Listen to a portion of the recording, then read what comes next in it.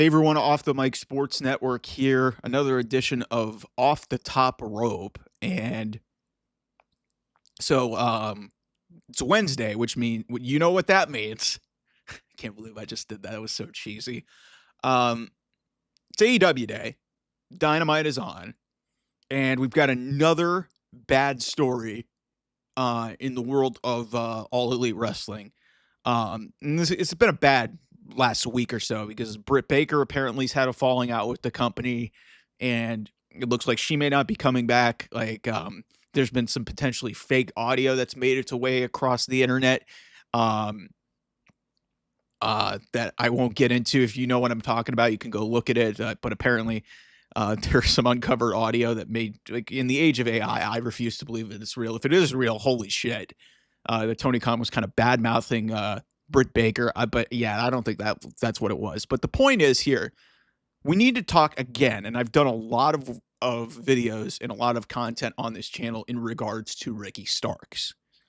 And another story came out about Ricky Starks, that he has asked for his release from AEW, and Tony Khan's not giving it to him. We're coming up on just about a year since the last time we saw Ricky Starks on AEW television. I've been saying for weeks on end, it does you no good to keep Ricky Starks effectively in AEW prison where you have no intention of using him. And you're at the point now where it's starting to look worse and worse. And you know what? I'm not going to try to get into Tony Khan's mind, but I'll try to do it here. Him seeing Penta be so good in the first 2 weeks here, I think is only going to fuel his idea in his head. Hey, I can't release these guys because I don't want them to go to WWE and look as good as Penta has in the last 2 weeks on Raw. Because Penta looks like a goddamn superstar with his presentation, with his match work, with his selling, everything. Penta looks like a superstar who, honest to God, could potentially be in position to win a championship at some point in 2025. That's how good Penta has looked and how much investment they have put into him in the first 2 weeks on the job. But when it comes to Ricky Starks, just let him go. Just let him go. I mean, he's going to House of Glory. He's going to these other independent shows. Just let him go, man. It does you no good to keep him on your roster and just let him rot away on the sidelines, especially when you're putting on a shitty product. If you're going to keep him on your roster, at least use him and let his contract run out, or, just let him go. Because at this point, the PR damage of you keeping him off of television and putting on these shitty shows is a worse look than, just putting him on television, maybe having him put over a few guys, but at least be entertaining. That could at least enhance your product. But Tony Khan is so petty and so butthurt about people not wanting to work for him anymore, and people starting to see through his facade that he is this godsend to wrestling, which he is not.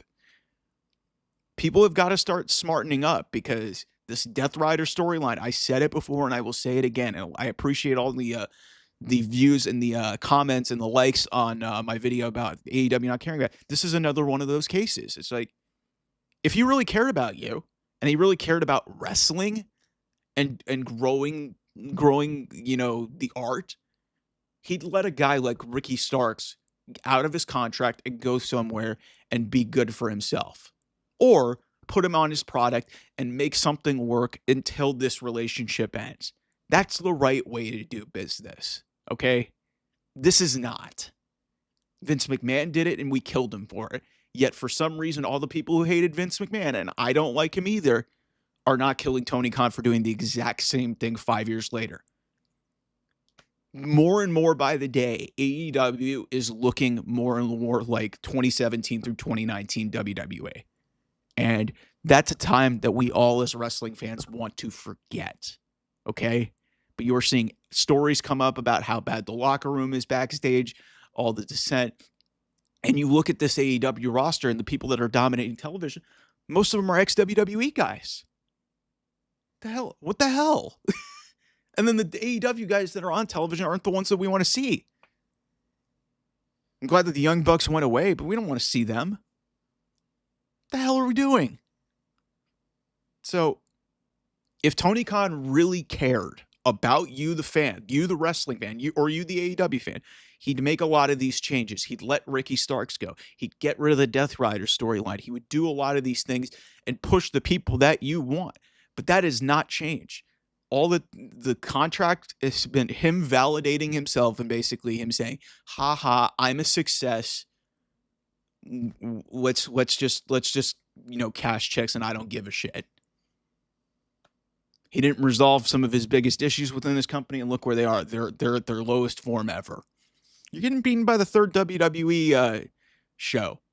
And pretty soon, you might be getting beaten by TNA. Okay? Figure it out. Anyway, I'll see you guys soon. Bye-bye.